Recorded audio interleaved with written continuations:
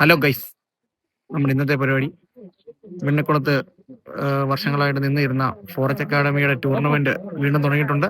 ഇന്നിപ്പോൾ ആദ്യത്തെ കളി വെണ്ണിക്കുളവും കൊല്ലവും തമ്മിലാണ്. വെണ്ണിക്കുളത്തോടുകൂടെ നമ്മുടെ ചങ്കു ബ്രോ ജിബിനൊക്കെ ഇറങ്ങുന്നുണ്ട്. പിന്നെ ഇപ്പൊ പ്രായമുള്ളവരുടെ ഒരു കളി ഇവിടെ നടന്നുകൊണ്ടിരിക്കുകയാണ്. അപ്പം അത് കാണാനായിട്ട് ഞങ്ങൾ കാണാൻ വേണ്ടി നിൽക്കുകയാണ്. ബാക്കി വിശേഷങ്ങൾ കൂടെ കാണിച്ചു തരാം.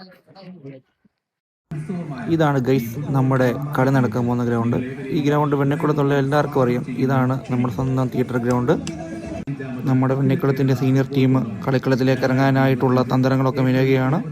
ഇതാ തിരുവല്ലയുമായിട്ട് ഏറ്റുമുട്ടാൻ അവർ ഇറങ്ങിയിരിക്കുകയാണ്. DYSP ഗിരീഷ് സാർ, മോൻസിയങ്കിൾ, ജെയിംസ് നച്ചാനൊക്കെയാണ് ടീമിനെ നയിക്കുന്നത്. ഇതാ അവർ വാമപ്പ് ചെയ്യുകയാണ്. അതുപോലെ തന്നെ ഗ്രൗണ്ടിൻ്റെ ഇപ്പുറത്തെ വശത്ത് തിരുവല്ലയുടെ ടീമും അണിനിരക്കുകയാണ്. അവരും കളിക്കുന്നതിന് വേണ്ടി വാമപ്പുകൾ ചെയ്യുന്നു. പ്രായം വെറും നമ്പറുകളാണെന്ന് തെളിയിക്കാൻ വേണ്ടി 14 പേർ ഇതാ അണിനിരക്കുന്നതിരിക്കുകയാണ്. കളി തുടങ്ങി അല്പസമയം കഴിഞ്ഞപ്പോഴേക്കും ആദ്യം വെണ്ണിക്കുളം ഒരു ഗോൾ നേടിയെങ്കിലും പിന്നീട് തിരുവല്ല ഒരു ഗോൾ നേടുകയുണ്ടായി. അങ്ങനെ അവർ കളി സമാസമമായി. ഇതാ കോച്ച് മിന്നൽ സൈമൺ പല കാര്യങ്ങളും ടീമിനോട് പറയുന്നത് നമുക്ക് കാണാൻ സാധിക്കുന്നുണ്ട്. ഭയങ്കര രൂക്ഷനായിട്ടാണ് മിന്നൽ സൈമൺ പറയുന്നത്. അതുപോലെ തന്നെ കാണികൾ ആകാംക്ഷയായിട്ട് കാത്തു നിൽക്കുന്നത് നമുക്ക് കാണാൻ പറ്റുന്നുണ്ട്. ഇതാ ആര് ജയിക്കുമെന്ന്, ഈ പ്രായത്തിനെ തോപ്പിച്ച് കളിക്കുന്ന ഇവർ ആര് ജയിക്കുമെന്ന് അറിയാനുള്ള ആകാംക്ഷയിലാണ് ഗ്രൗണ്ടിലുള്ള കാണികൾ മൊത്തവും നിൽക്കുന്നത്. അവസാനം കളിയുടെ അവസാനം സമനിലയിൽ പിരിയേണ്ടി വന്നെങ്കിലും നല്ലൊരു കളിയാണ് ഇരു ടീമുകളും കാഴ്ചവെച്ചത്.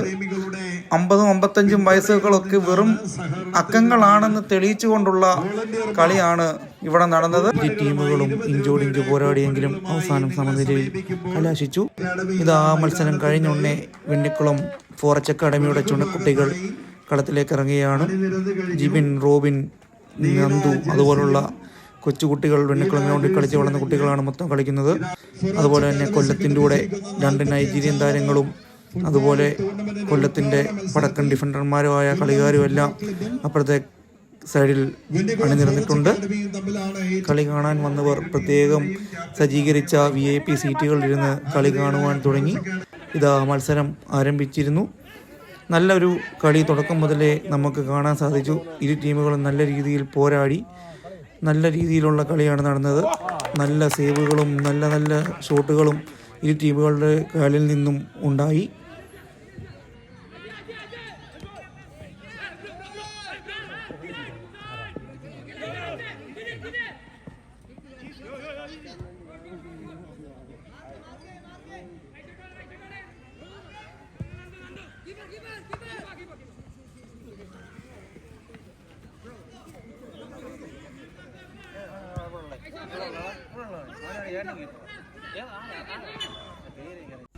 സുഹൃത്തുക്കളെ, ഇവനാണ് കൊല്ലത്തിൻ്റെ സ്വന്തം നാച്ചു, നൈജീരിയൻ താരം.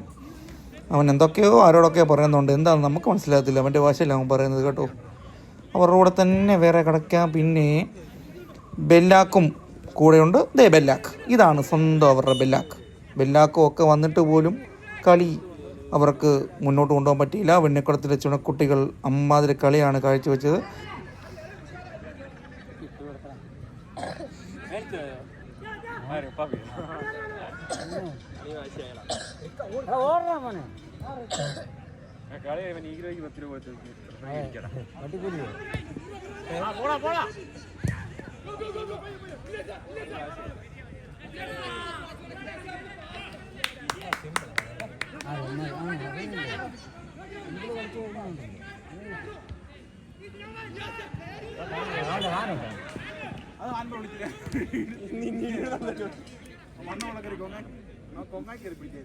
ഓരോ ഗോളടിച്ച് സമനില പാലിച്ച ടീമുകൾക്ക് രണ്ടിനും ഓരോ ഫ്രീ കിക്ക് വെച്ച് അവസാനം കിട്ടിയെങ്കിലും അത് രണ്ടും ഗോളാക്കാൻ സാധിച്ചില്ല.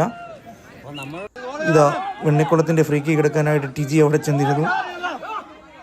ടിജിയുടെ അടി നിർഭാഗ്യവശാൽ ബൗൺസായി തിരിച്ച് അവരുടെ പ്ലെയറിൽ എത്തിച്ചേർന്നു.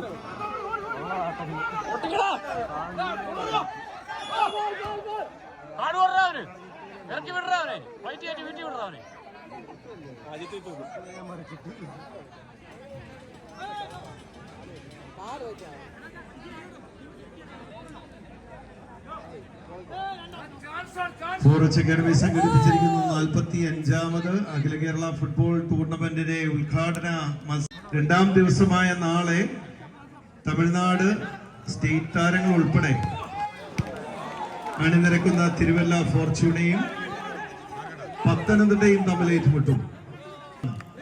അങ്ങനെ 45 മിനിറ്റ് കഴിഞ്ഞപ്പോൾ അത്യന്തം വാശിയേറിയ കളിയിൽ പെനാൽറ്റിയിലാണ് അവസാനം ഈ കളി നിന്നത്. ഇരു ടീമുകളും സമനില പാലിച്ച് പെനാൽറ്റിയിലോട്ട് കളി പോയി. ഇത് ഓരോ ടീമിൻ്റെയും പെനാൽറ്റിയായി നമുക്ക് കാണാം.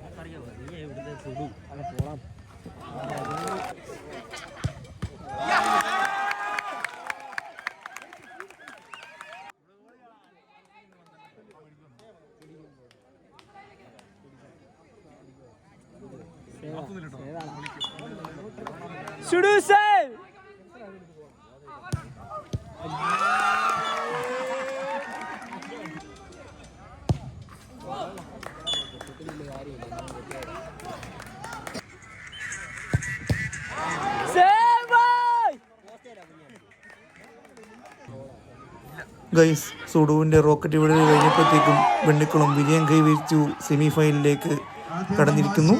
ഇനിയും ഇതുപോലുള്ളൊരു വീഡിയോയുമായിട്ട് വീണ്ടും നമുക്ക് കാണാം. Okay, by.